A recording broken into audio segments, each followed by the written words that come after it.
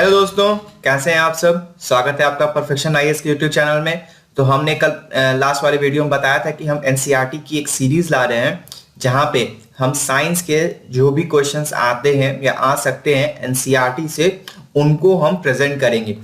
तो last video में मैंने आपको क्लास 6 से जो भी क्वेश्चन आ सकते थे, क्लास 6 के एनसीईआरटी साइंस से जितने सारे भी क्वेश्चन आते सकते थे उनको मैंने आपको कवर करके दिया। आप उस वीडियो को इस वीडियो के बाद जरूर देखें अगर आपने उस वीडियो को नहीं देखा। आज हम इस वीडियो में क्लास 7 के साइंस के क्वेश्चंस को कवर करेंगे और ये वीडियो थोड़ा लेंदी हो सकता है, मतलब ये वीडियो 2 से 3 पार्ट में भी आ सकता है। आज हम लगभग 20 क्वेश्चंस को कवर करेंगे। तो आप कमेंट सेक्शन में उस 20 क्वेश्चन में कितने मार्क्स आते हैं ये बताओ। आज ये क्वेश्चन थोड़ा रिलेटिवली इजी है क्योंकि क्लास 7 एनसीईआरटी साइंस में बहुत ज्यादा डीप क्वेश्चन आप एक्सपेक्ट नहीं कर सकते हो, बट फिर भी इससे आपका जो बेसिक अंडरस्टैंडिंग है वो काफी स्ट्रांग हो सकता है। और अगर क्वेश्चन डायरेक्टली नहीं तो इनडायरेक्टली भी रेफरेंस्ड में आ सकता है, तो आप वहां पे ऑप्शन एलिमिनेट करने में भी आपको फायदा होगा। तो जैसा मैंने पहले भी बताया था, एनसीईआरटी साइंस के लिए काफी ज्यादा जरूरी है, साथ ही साथ हिस्ट्री, ज्योग्राफी, इकोनॉमी और पॉलिटी के सब्जेक्ट्स के लिए। तो अभी इस सीरीज में हम आपको साइंस के एनसीईआरटी कर रहे हैं। तो सबसे पहले जब मैं क्वेश्चंस कराऊंगा तो आप वीडियो को पॉज करके ऑप्शंस को देख लो और अपना आंसर एक कॉपी पेन में लिख लो। फिर लास्ट में अपना स्कोर भी कमेंट सेक्शन में बताओ कि आपका स्कोर क्या आ रहा है। तो चलो शुरू करते हैं। सबसे पहला क्वेश्चन है, organism which prepare food for themselves using simple naturally available raw materials are referred to as। Question direct easy है, मतलब क्वेश्चन कह रहा है कि जो भी ऑर्गेनिजम्स अपने लिए खुद से खाना बनाते हैं, जो भी नेचुरली अवेलेबल रॉ मटेरियल्स हैं उनसे, तो उनको हम किस तरह क्या बोल के रेफर करते हैं। क्या हम उन्हें हेट्रोट्रॉफ कहते हैं, ऑटोट्रॉफ कहते हैं या पैरासाइट कहते हैं, या more then one of the above या नन ऑफ द अबव। तो आपको पता होगा कि इसका आंसर डायरेक्ट क्या होता है, ऑटोट्रॉफ। तो ऑटोट्रॉफ का अगर हम वर्ड को देखें तो ऑटोट्रॉफ 2 वर्ड में बना है ना। तो जिसमें ऑटो का मतलब होता है सेल्फ और ट्रॉफ्स मतलब होता है नरिशमेंट। ठीक है, तो जो ऑर्गेनिजम्स अपने आप को सेल्फ नरिश कर सकते हैं उन्हें हम ऑटोट्रॉफ बोलते हैं। इसी तरीके से अगर हेट्रोट्रॉफ को हम देखेंगे तो हेट्रो का मतलब होता है अदर। तो जो अदर प्लांट से या अदर ऑर्गेनिज्म से अपना रिसोर्सेज लेते हैं तो उनको हम हेट्रोट्रॉफ बोलते हैं। चलो नेक्स्ट देखते हैं। In the absence of which of the following will photosynthesis not occur in leaves. Question कह रहा है कि इनमें से किस चीज की एब्सेंस के वजह से फोटोसिंथेसिस जो होगा वो लीव्स में बिल्कुल भी नहीं होगा। ऑप्शन है गार्ड सेल्स, क्लोरोफिल, वैक्यूल या more then one of the above या नन ऑफ द अबव। तो जो इसका आंसर है वो है क्लोरोफिल। इजी क्वेश्चन है। हमें पता है कि प्लांट में फोटोसिंथेसिस के लिए जो सबसे ज्यादा जरूरी होता है वो होता है क्लोरोफिल। ठीक है, आगे देखते हैं। इसमें थोड़ा सा जैसे कि देखो ये है हमारा लीफ का स्ट्रक्चर। ठीक है, इसी लीफ को अगर हम लोग माइन्यूटली देखेंगे तो ये है स्टोमा। ठीक है, यहाँ पे देखो ये जो स्टोमा है ये उसी का मतलब मैग्निफाइड व्यू है। और यहाँ पे देखो जो ये सेल्स है इसको हम लोग बोलते हैं गार्ड सेल्स। ठीक है, ये है स्टोमेटा का ओपनिंग जहां से फोटोसिंथेसिस होता है और ये एक प्लांट का सेक्शन है। तो हम यहाँ पे देख सकते हैं, देखो यहाँ पे गार्ड सेल्स है, यहाँ पे स्टोमा है और ये सारा जो है क्लोरोफिल है। तो मैं बस बताना चाहता कि जो ये गार्ड सेल्स क्या है और स्टोमेटा क्या है। नेक्स्ट क्वेश्चन देखते हैं। Which of the following statement is या are correct. All green plants can prepare their own food, most animals are autotrophs, carbon dioxide is not required for photosynthesis, या oxygen is liberated during photosynthesis। तो पहला statement क्या होता है कि सारे green plant अपना खाना बना पाते हैं, तो हाँ। मोस्ट एनिमल और ऑटोट्रॉफ्स नहीं। Carbon dioxide is not required for photosynthesis नहीं, कार्बन डाइऑक्साइड तो रिक्वायर्ड होता ही है। तो ये स्टेटमेंट क्या हो गया, गलत हो गया।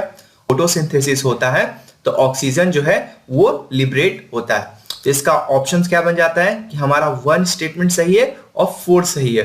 तो ऑप्शन से अगर हम देखेंगे तो जो ए ऑप्शन है हमारा वो फिट होता है, वहां पे स्टेटमेंट 1 एंड 4 आर करेक्ट। तो इसका आंसर हो गया ए।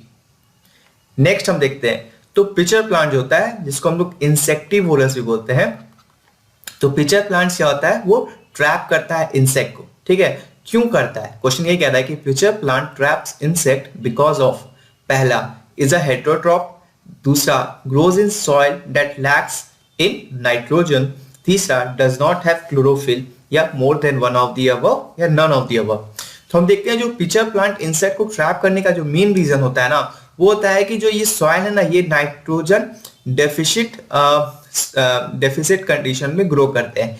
इस वजह से इनको नाइट्रोजन का डेफिशिएंसी होता है, और जो ये डेफिशिएंसी कैसे पूरा करते हैं, तो वो दूसरे इंसेक्ट्स को कैप्चर करके।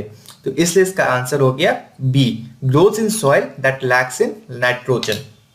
नेक्स्ट क्वेश्चन देखते हैं, the term that is used for the mode of nutrition in yeast, mushroom and bread mould is.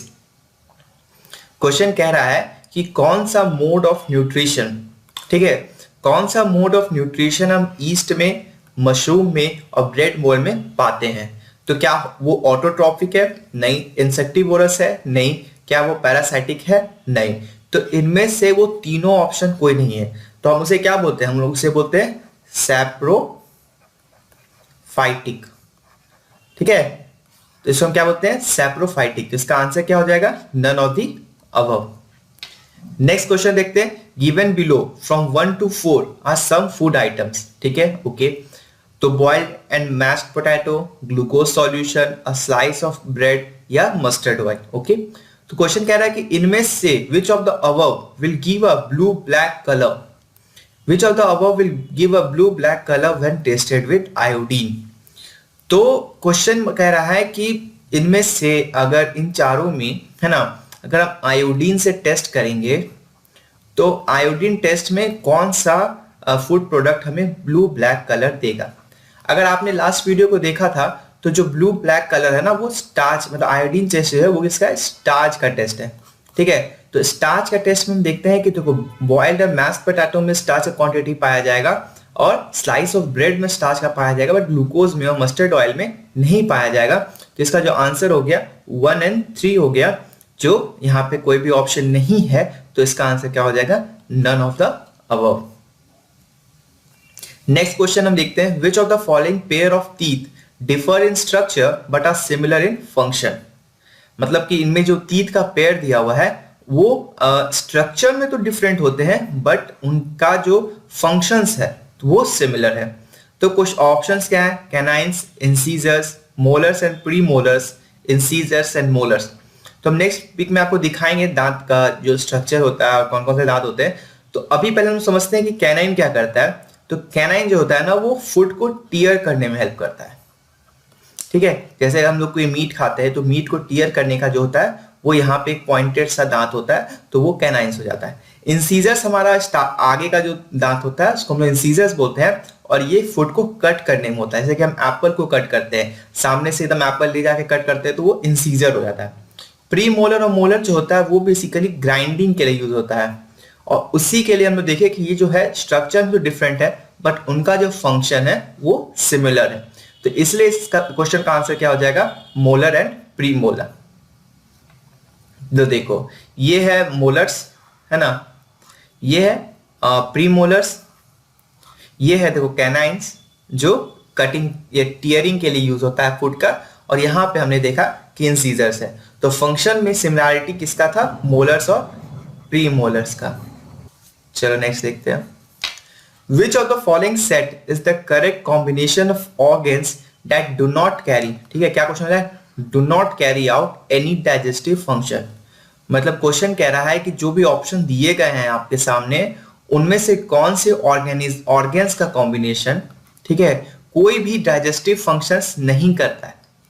तो ऑप्शन देखो, oesophagus, large intestine, rectum, buccal cavity, oesophagus, rectum, buccal cavity, oesophagus, large intestine, या more than above, none of the above.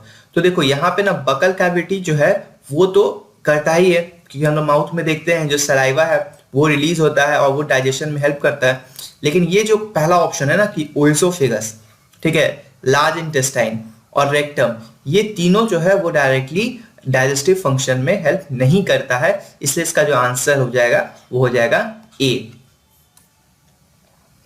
Next देखते हैं, कि जो हम खाना खाते हैं, the swallowed food moves downward in the alimentary canal because of, मतलब क्वेश्चन कह रहा है कि जो एलिमेंट्री कैनल से खाना नीचे की ओर जाता है, ठीक है, वो किस प्रोसेस से जाता है। तो पहला कहता है कि force provided by the muscular tongue, मतलब टंग जो फोर्स दे रहा है उस वजह से, या जो फ्लो ऑफ वाटर खाना खाने के समय जो पानी पीते हैं उसके वजह से, या ग्रेविटेशनल पुल के वजह से। तो देखो अब बीपीएससी में दो ऑप्शंस और भी रहते हैं हमें, तो इसलिए हमें ध्यान रखना होगा और सारे ऑप्शंस को अच्छे से पढ़ना होगा। तो इसका जो आंसर है ना वो है नन ऑफ द अबव, ठीक है। तो जो कॉन्ट्रैक्शन होता है ना मसल्स का फूड पाइप में, फूड पाइप के मसल्स का जो कॉन्ट्रैक्शन होता है उस वजह से ही हम लोग देखते हैं कि खाना नीचे जाता है। चलो next, the finger like outgrowths of amoeba helps to ingest food, however the finger like outgrowths of human intestine helps to. तो देखो ये कह रहा है कि जो अमीबा होता है उसका जो फिंगर लाइक ग्रोथ होता है वो तो उसके फूड को इंजेस्ट करने में हेल्प करता है, लेकिन जो finger like growth of human intestine होता है वो क्या करता है। तो उसके ऑप्शंस पूछ रहा है आपसे कि वो डाइजेस्ट करता है फैटी फूड सब्सटेंस को, या खाने को सॉल्युबल बनाता है, या डाइजेस्टेड फूड को एब्जॉर्ब करता है, या अनडाइजेस्टेड फूड को एब्जॉर्ब करता है। तो ऑब्वियसली अनडाइजेस्टेड फूड को क्यों एब्जॉर्ब करेगा, तो इसका जो आंसर हो जाता है ना वो डाइजेस्टेड फूड को एब्जॉर्ब करता है, तो इसको विली बोलते हैं, तो जो ये स्मॉल इंटेस्टाइन में मिलता है। नेक्स्ट क्वेश्चन देखो, ये जो पिछले वाले क्वेश्चन थे उसी के बाद का क्वेश्चन है, मतलब उसी से रिलेटेड टॉपिक से हम ये क्वेश्चन आपको दे रहे हैं। क्वेश्चन कह रहा है कि read the following statement with reference to the villi of small intestine, they have very thin walls, they have a network of thin and small blood very close to the surface. Next, they have small pores through which food can easily pass and they have finger like projection. तो ये सही है, लेकिन ये जो है ना ये गलत है, तो इसका आंसर क्या हो जाएगा 1, 2 and 4। यहां पे देखो ये जो है ना thin and small blood vessels होगा, vessels very close to the surface होगा। तो ये देखो ये है इंटेस्टिनल विली। अब यहां पे देखो ये जो है विलीज है, यहां पे देखो ब्लड वेसल्स है, और ये क्या करता है फूड को डाइजेस्टेड फूड को एब्जॉर्ब करने में हेल्प करता है। विच of the following is not at, और उससे क्या होता है ना जो सरफेस एरिया है वो इंक्रीज हो जाता है, तो फूड को एब्जॉर्प्शन में हेल्प हो जाता है। विच of the following is not a type of silk, इसमें कह रहा है कि जो ये सिल्क के टाइप है तो इसमें से कौन सा नहीं है। तो देखो मलबेरी सिल्क है, यानी इसमें तो गलत हो गया, टसार सिल्क गलत हो गया, और जो मॉथ सिल्क है वो जो है वो एक तरह का सिल्क नहीं है, तो इसका आंसर हो गया मॉथ सिल्क। नेक्स्ट देखते हैं, अब देखो कह रहा है कि जो मार्बल टाइल है, अगर टाइल्स मार्बल का बना हुआ है तो वो ठंडा रहता है as compare to the wooden tile on a winter morning. तो इसका रीजन क्या है, ठीक है, तो इसका ऑप्शन बोल रहा है कि जो मार्बल टाइल है क्या वो बेटर कंडक्टर ऑफ हीट है देन वुडन टाइल, या दूसरा कह रहा है कि is polished while wooden tile is not polished, या कह रहा है कि वो ज्यादा हीट को रिफ्लेक्ट करता है देन द वुडन टाइल, या वो एक पुअर कंडक्टर ऑफ हीट है देन द वुडन टाइल। तो देखो इसका आंसर है कि जो मार्बल टाइल है वो एक बेटर कंडक्टर ऑफ हीट है देन द वुडन टाइल।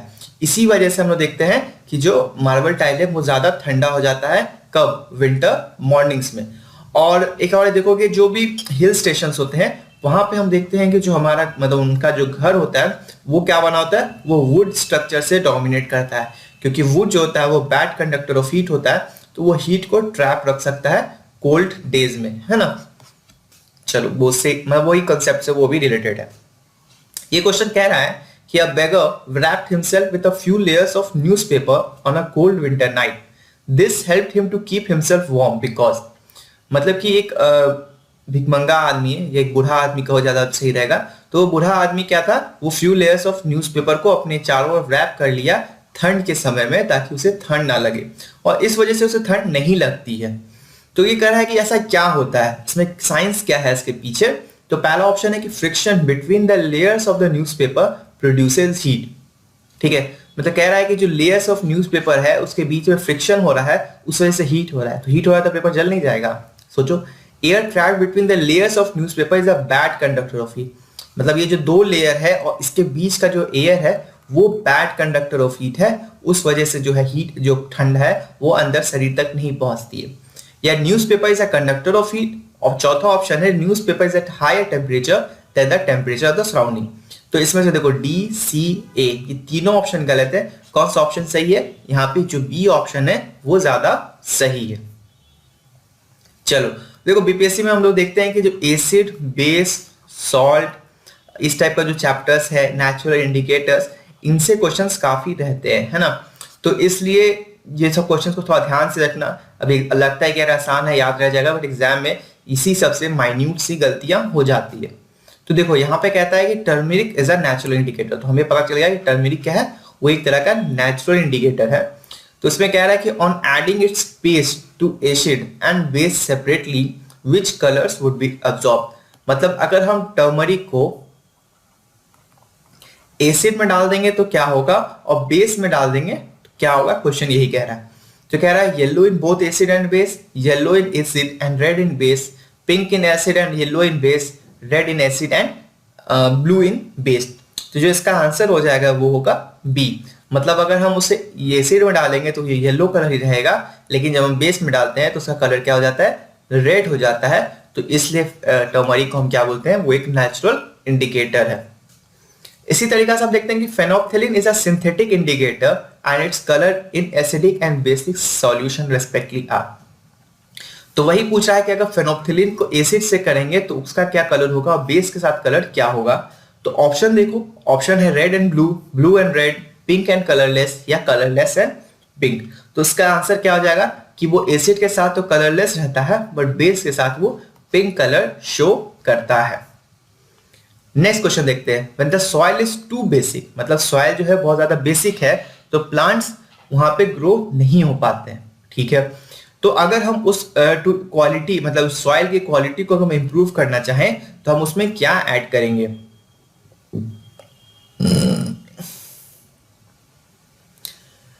हम उसमें क्या ऑर्गेनिक मैटर ऐड करेंगे, क्विक लाइम ऐड करेंगे, स्लेक लाइम ऐड करेंगे, कैलामाइन सॉल्यूशन ऐड करेंगे। तो जिसका आंसर होगा वो क्विक ऑर्गेनिक मैटर होगा।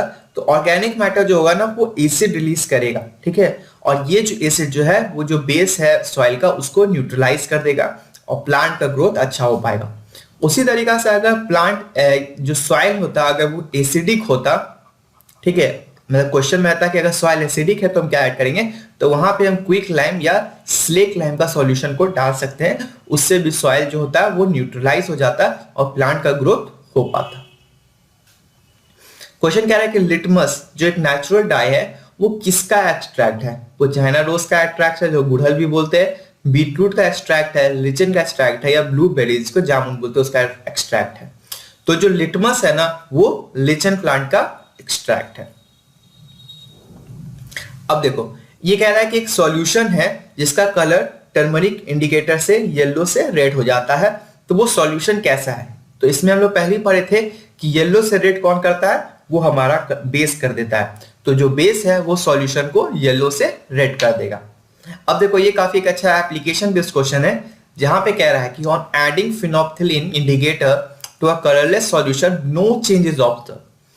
तो क्या होता है, तो हमने पढ़ा था कि फिनोप्थिलीन जो है एसिड के साथ कोई कलर नहीं शो करता है और बेस के साथ वो पिंक कर देता है ना, हमने ये पढ़ा था। तो उस वजह से इसका तो आंसर क्या हो जाना चाहिए, एसिडिक होना चाहिए। बट अगर आप ऑप्शन पढ़ोगे तो आप देखोगे कि यहाँ पे बेस भी एक ऑप्शन है। तो बेस और एसिडिक दोनों केस में जो है फिनोप्थिलीन कलरलेस सॉल्यूशन शो करेगा। तो उससे वजह से इसका आंसर क्या हो जाएगा, मोर देन अबव। तो thank you guys, comment section में अपना स्कोर बताओ वीडियो कैसा लगा, और मिलते हैं इसके नेक्स्ट पार्ट में। तो 2 से 3 पार्ट मैंने बताया था आएगा, तो देखते हैं और कोशिश करेंगे कि अच्छे से क्वेश्चन लाएं जो कि एग्जाम में काफी ज्यादा बीपीएससी में रेलिवेंट है। तो गाइस कीप स्टडिंग।